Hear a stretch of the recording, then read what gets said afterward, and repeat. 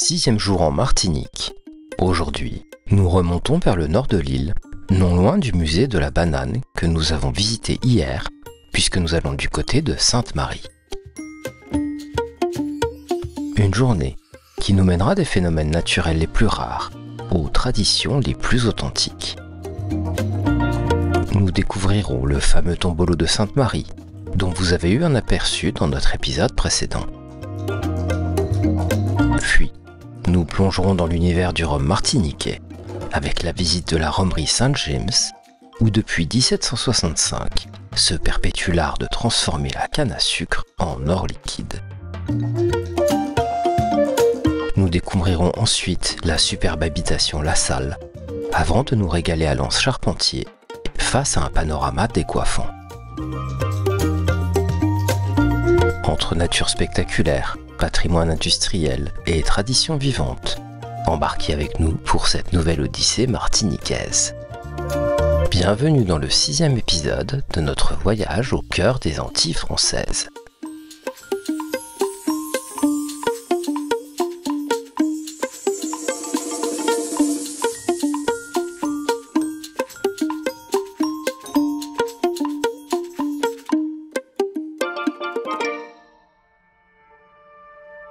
Et c'est à Sainte-Marie que débute notre journée par un phénomène aussi spectaculaire qu'imprévisible. Cap sur le tombolo. Aujourd'hui, les conditions sont parfaites pour le découvrir de près.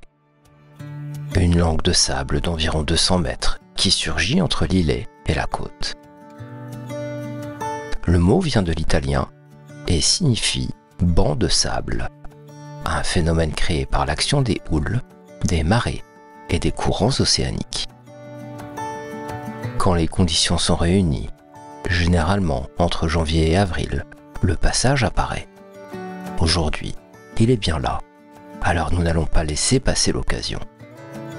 Nous nous déchaussons sur la plage de l'Anse-Madame et commençons la traversée. Premier contact avec l'eau.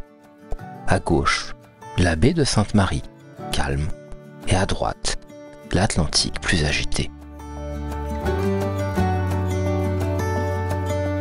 Autour de nous, l'eau nous arrive aux chevilles et nous donne cette impression étrange de marcher au milieu de la mer.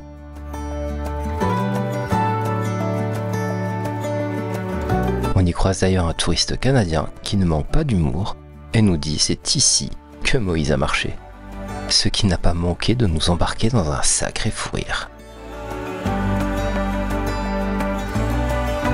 Nous sommes entourés d'eau, mais nous avons les pieds sur le sable. C'est une sensation étrange, presque irréelle. Au bout du tombolo, l'îlet Sainte-Marie. 2 rochers couverts de végétation qu'on appelle localement les mamelons.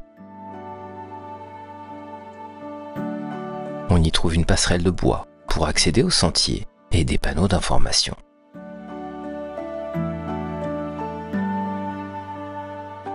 Tout est parfaitement aménagé pour les visiteurs. Nous décidons de grimper sur le rocher de droite. Quelques minutes de marche sur un sentier bien balisé.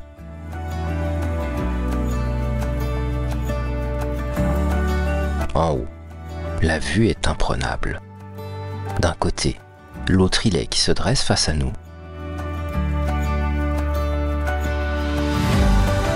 De l'autre, toute la côte atlantique qui se déploie, Sainte-Marie en toile de fond. Ses falaises, ses toits colorés. Et au loin, on aperçoit même la distillerie Saint-James, notre prochaine étape. C'est un endroit simple, brut, mais chargé de sensations.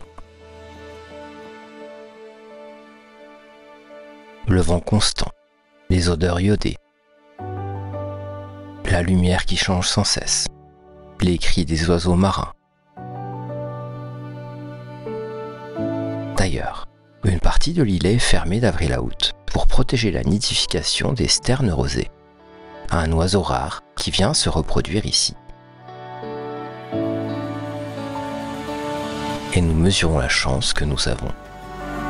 Car quand la mer remontera, tout disparaîtra. Jusqu'à la prochaine fois. Ce phénomène n'a pas de date précise. C'est la nature qui en décide.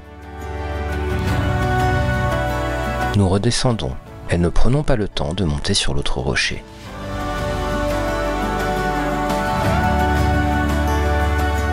La visite de l'îlet peut se faire en 1 heure pour les 2 sommets, mais nous devons partir. Direction la romerie St. James, que nous avons d'ailleurs aperçue depuis notre promontoire.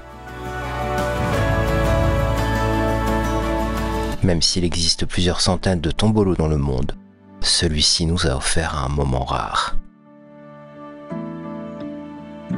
Retour sur la plage, les pieds dans le sable chaud, avec cette sensation d'avoir vécu quelque chose d'exceptionnel. Après cette parenthèse marine, changement d'ambiance, nous partons à la rencontre d'un autre patrimoine de Sainte-Marie, son rhum. Nous quittons l'îlet de Sainte-Marie, encore marqué par la magie du tombolo, et quelques minutes plus tard, nous arrivons à la distillerie St. James.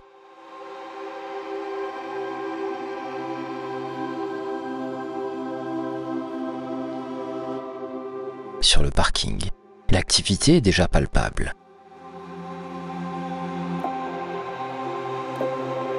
Des tracteurs chargés de canne à sucre font sans cesse la navette, leurs remorques débordant de tiges dorées fraîchement coupées. L'odeur sucrée envahit l'air, cette fragrance si particulière du rhum en cours de production, qui nous transporte immédiatement dans l'univers des Antilles.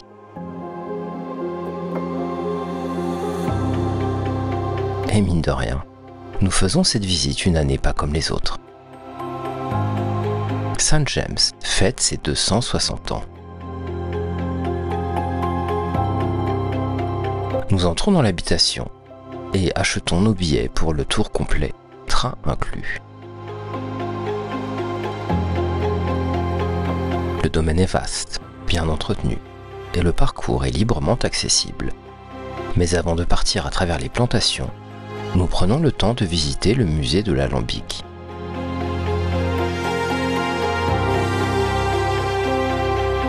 Dès que nous franchissons le seuil de cette ancienne halle industrielle, nous sommes saisis par l'atmosphère qui règne ici. L'odeur du cuivre oxydé se mélange aux effluves d'alcool qui ont imprégné les murs pendant des décennies. Face à nous, se dressent les géants de bronze, alambics centenaires, colonnes créoles aux courbes parfaites, machines à vapeur aux mécanismes complexes. Nous nous approchons de ces reliques avec respect. Nos mains effleurent le cuivre patiné par le temps.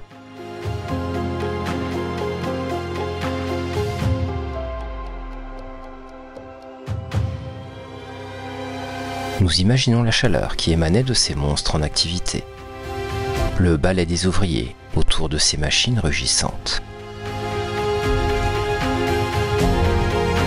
Chaque pièce raconte une époque, une évolution technique, un savoir-faire transmis de génération en génération. C'est un véritable voyage dans le temps qui montre l'évolution de la distillation depuis le XVIIIe siècle. L'émotion nous gagne face à cette mémoire industrielle si bien préservée.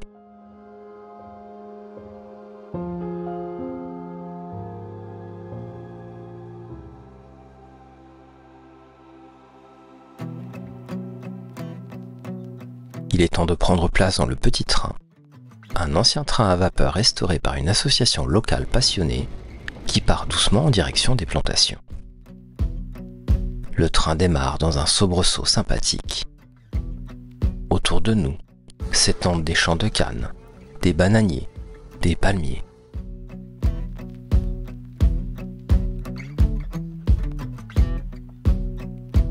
Le paysage défile lentement. Nous avons le temps d'observer, de comprendre. Pendant environ 40 minutes, nous parcourons 2,5 km de paysages agricoles à travers les 300 hectares de la propriété. Soudain, le train ralentit. Nous approchons d'une route. Notre guide descend tranquillement, s'avance vers la chaussée et fait signe aux voitures de s'arrêter. Une scène totalement surréaliste.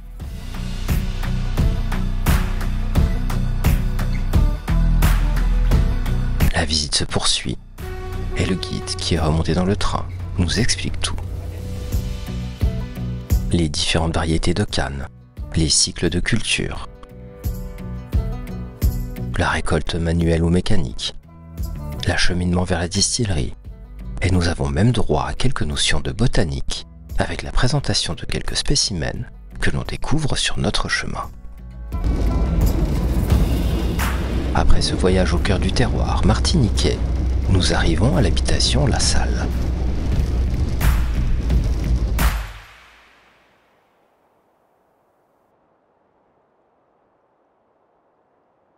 Fondée à la fin du XVIIe siècle, elle fut l'un des premiers sites sucriers de l'île. En descendant du train, nous remontons littéralement le temps, 3 siècles en arrière.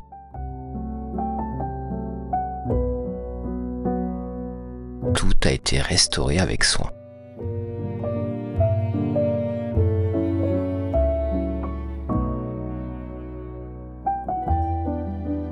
Nous marchons entre les bâtiments en pierre volcanique.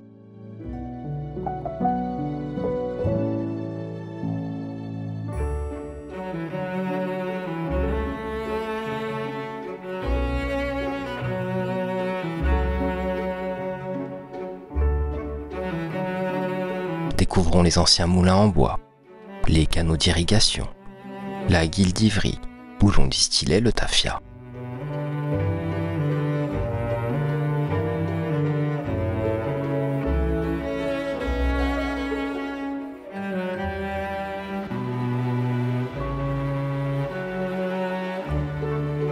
C'est ici qu'est né l'ancêtre du rhum agricole.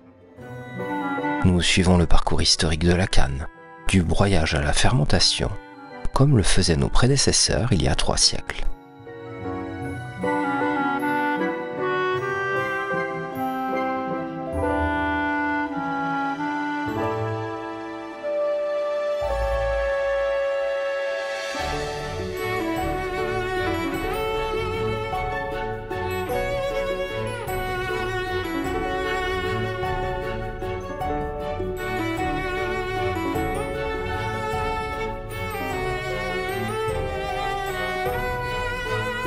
Et dans un petit bâtiment à part, l'atelier du rhum.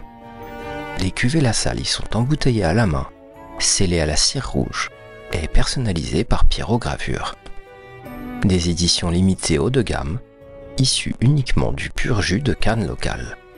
Un retour aux sources émouvant, une connexion directe avec les gestes d'autrefois.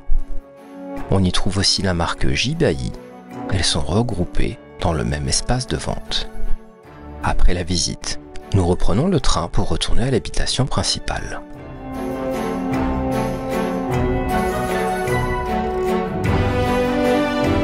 Les paysages défilent dans l'autre sens. Le soleil s'est levé. Les champs prennent une autre couleur.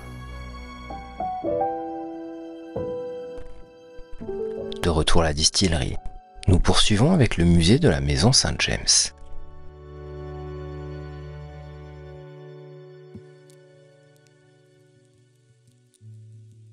Cette fois, c'est toute l'histoire de la marque qui se dévoile dans ses moindres détails.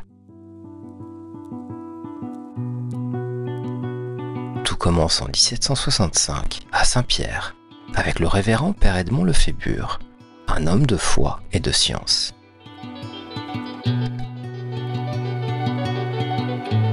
Pour financer l'hôpital qu'il dirige, il crée une sucrerie, puis une vinaigrerie, et finit par produire un rhum raffiné, destiné à l'exportation vers les colonies anglaises d'Amérique.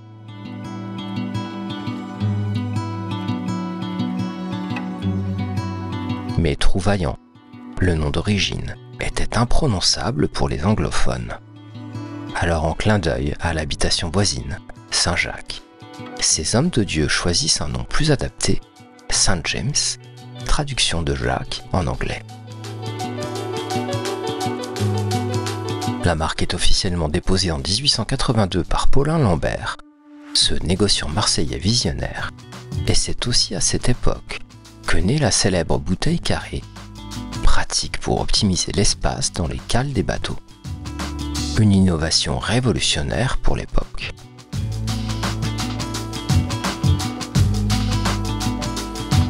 Saint James traversera ensuite les siècles et les épreuves.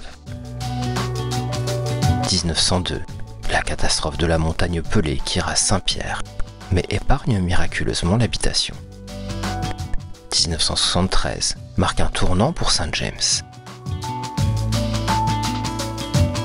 La société Cointreau rachète la marque et regroupe l'ensemble de la production à Sainte-Marie.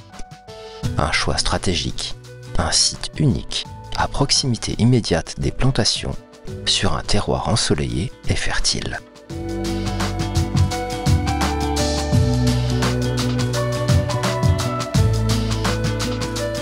1996 est l'année de l'obtention de l'AOC Martinique, première AOC d'outre-mer pour un alcool. En 2003, la Martiniquaise rachète les rhums Saint James. Aujourd'hui, c'est l'un des plus grands producteurs de rhum agricole dans le monde. Depuis l'un des plus vastes domaines de la Caraïbe, 700 hectares de canne à sucre environnantes, dont 380 en propriété,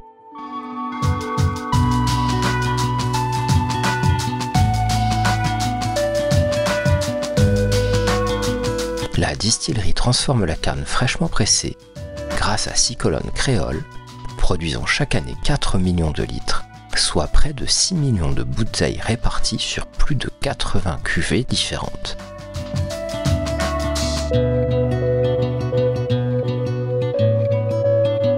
Tout est réalisé sur place, dans une installation autonome en énergie qui produit même plus qu'elle ne consomme, assurant une maîtrise complète du processus, de la canne à la bouteille. Exporté dans plus de 50 pays à travers l'Europe, l'Amérique du Nord et au-delà, cette ambassadrice mondiale du rhum martiniquais nous invite aujourd'hui à en découvrir toute l'essence. Et puis vient le moment attendu, la dégustation. Dans un espace calme, face aux plantations que nous venons de traverser, nous découvrons 3 expressions du rhum Saint James. Blanc agricole, élevé sous bois. Rhum vieux, du plus puissant et végétal au plus complexe et fruité. Chaque cuvée raconte l'histoire de cette maison, de ses terroirs, de son savoir-faire transmis depuis 260 ans.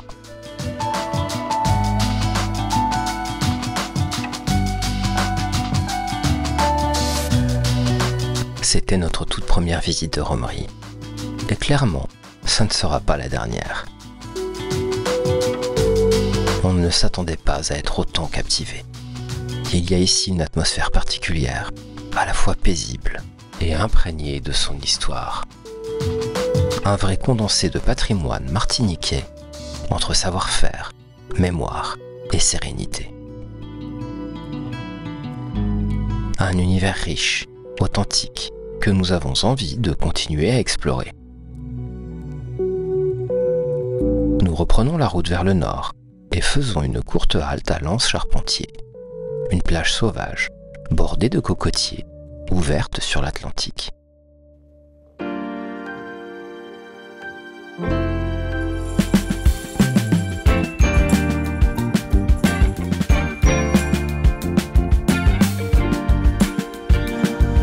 Ici, les vagues sont puissantes, le courant dangereux et la baignade est fortement déconseillée. Mais c'est justement ce qui attire les surfeurs que nous croisons.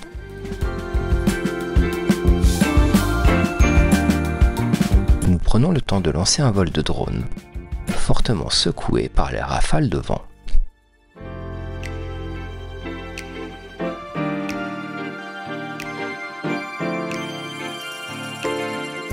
Notre journée dans le nord de la Martinique s'achève. Entre tombolos, rhum, paysages sauvages et patrimoine oublié. Cette journée nous a donné envie de découvrir plus de rhumeries d'autres histoires typiques de la Martinique et de paysages sauvages. Heureusement pour nous, le voyage continue.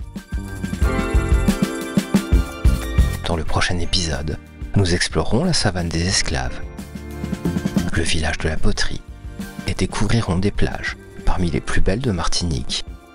L'Anse Noire, l'Anse du Four, Grand Anse et Petit Anse d'Arlet. Sans oublier le rocher du Diamant, la plage du Diamant et bien d'autres surprises. À bientôt pour de nouvelles découvertes.